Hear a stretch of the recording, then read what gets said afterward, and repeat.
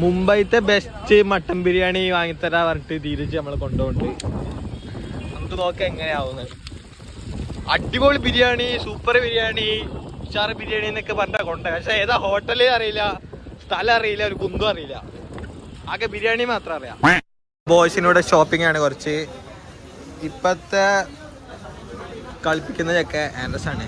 ആൻഡ്രസിന്റെ shopping ആണ്. Andrés പറയുന്ന accessories ഇല്ലാണ്ട് പുറത്തേക്ക് പോയാൽ ഡ്രസ് കോഡിനെ ബാധിക്കുന്ന.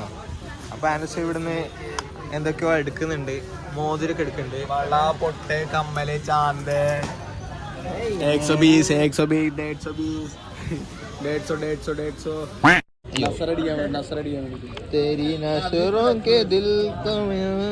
നിനക്ക് എന്തെങ്കിലും ഒരു കഴിവുണ്ടോ? Okay, thank you. ആൻഡ്രസിന്റെ കുൻചായ്മ നോക്ക്. എന്തെങ്കിലും കട കണ്ട വെറുതെ പോയി ചോദിക്കും. ആൻഡ്രസിന് വ്ളോഗ് എടുത്ത് ലാഗ് അടിക്കുമ്പോൾ നമുക്ക് കുറച്ച് മുംബൈന് ബ്യൂട്ടി കാണാം. വാവ്, എന്ത് രസമാണ്. ബിരിയാണി 12 മണിക്ക് കൊണ്ടുപോകാന്ന് പറഞ്ഞവനാണ്. ഇപ്പോൾ ഇവിടെ ഷോപ്പിംഗ് ചെയ്ത് 4 മണിയായി. 5 മണിയാണോ ഇത്? എത്ര മണിയായി? എല്ലാ വഴി കാണുമ്പോൾ പറയുന്നുണ്ട് ഈ വഴിയാണ് പോകുന്നത്, ഈ വഴിയാണ് തോന്നുന്നുണ്ട്. അങ്ങനെ ഹോട്ടലിന്റെ ലൊക്കേഷൻ കിട്ടി ഗൈസ്. ധീരജിനെ കൊണ്ടൊരു കാര്യമില്ല. ഈ ചേട്ടൻ നമുക്ക് എവിടെയാണ് കറക്റ്റായിട്ട് പറഞ്ഞത്.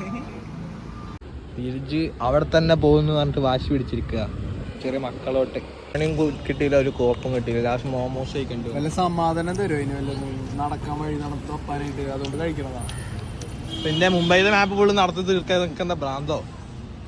ഒരു ബിരിയാണി കടയായിട്ട് ചില്ലറൊന്നുമല്ല ഈ നായി നടത്തിയ. 6 മണിയോട് അടുത്ത് ലാസ്റ്റ് ഇതാ ആ സ്പോട്ടിലേക്ക് കൊണ്ടുപോകുന്നൊക്കെ പറയണേ. 7 മണിയായാലും ഫുഡ് കിട്ടുള്ളത്. അതുകൊണ്ട് നന്നായില്ലേ ചേച്ചേ? 3 മണിക്കൂർ. എത്ര മണിക്കൂർ? 3 മണിക്കൂർ നടന്നു. How do you feel, Anders?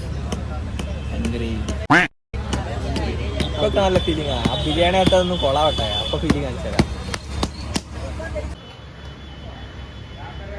Biryani കിട്ടി. Yes.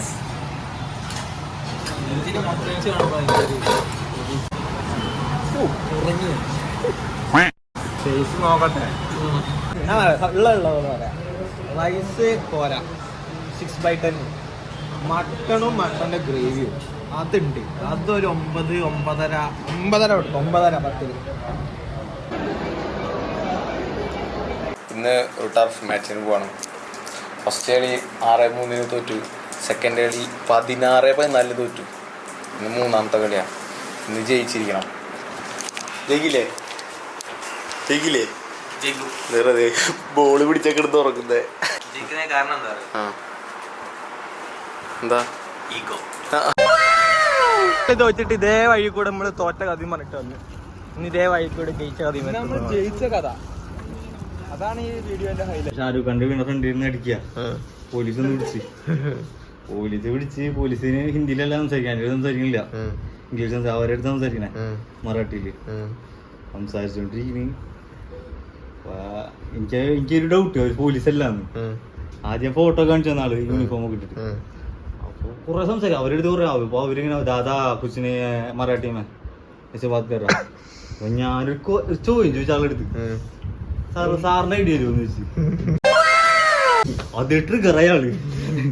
Sir can I see your ID please? അതിൽ ട്രിഗർ ആയി. നീ ആരെന്നെ എന്നോട് ഐഡി ചോദിക്കാൻ? നീ ജയത്തിലേക്കുള്ള പാത ഏതാണെന്നറിയോ? ഇല്ല. ഇതാണ്.